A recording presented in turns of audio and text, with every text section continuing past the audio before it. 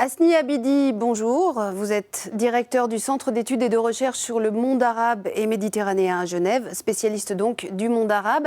Dites-nous, au bout de 5 ans de guerre, ces frappes américaines marquent-elles un tournant dans le conflit ? Pour la première fois, il y a une frappe, une menace, une frappe aérienne contre des installations militaires en Syrie, en dépit bien sûr de la mise en garde des Russes et des Iraniens. Et pour cela, on peut vraiment parler d'un tournant dans la politique américaine dans la crise syrienne. Mais parlons clairement, il y a peu de chances, à moins que les États-Unis entrent dans une campagne à long terme, que ces frappes changent la donne du côté du régime syrien. Alors, quel est donc le but, à votre avis ? Il y a plusieurs objectifs recherchés par le président Trump. D'abord, en frappant une installation militaire syrienne importante, il lance un avertissement. Il est en train de punir le régime syrien qui n'a pas accepté ses engagements en matière d'armes chimiques.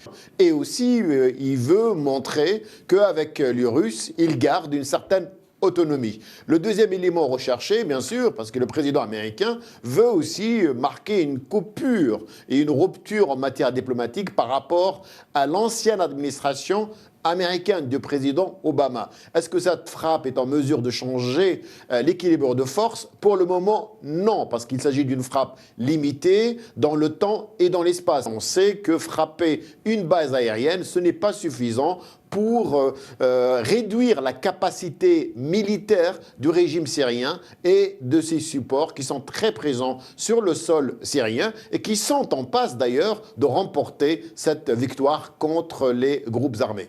Si cette frappe n'est pas suivie de d'autres frappes, si elle n'est pas soutenue par l'international, elle n'aura pas de conséquences, même sur les négociations de paix, celle de Genève et celle de Astana. Et du coup, le président Trump va probablement enregistrer quelques points positifs à l'intérieur, mais pas vraiment sur la crise syrienne. Alors, on l'a vu, la Russie et l'Iran ont réagi fermement, vous l'avez dit. En revanche, du côté du monde arabe, c'est plutôt le silence. Comment l'expliquez-vous ? On n'est pas surpris du silence des capitales arabes. D'abord, il y a toujours un attentisme, leur réaction est toujours la dernière, mais on sait qu'un des poids lourds du monde arabe, l'Arabie Saoudite, avait salué cette frappe. Le président Maréchal Sissi, président d'Égypte, n'a pas dit un mot alors qu'on sait qu'il entretient des relations avec le régime syrien. Donc je pense que le monde arabe, d'abord, il est divisé quant à l'approche à suivre dans la crise syrienne. Les pays du Golfe veulent un départ de président Bachar al-Assad. Ce n'est pas le cas de toute la Ligue des États arabes. Hasni Abidi, je vous remercie d'avoir répondu à nos questions. Merci à vous.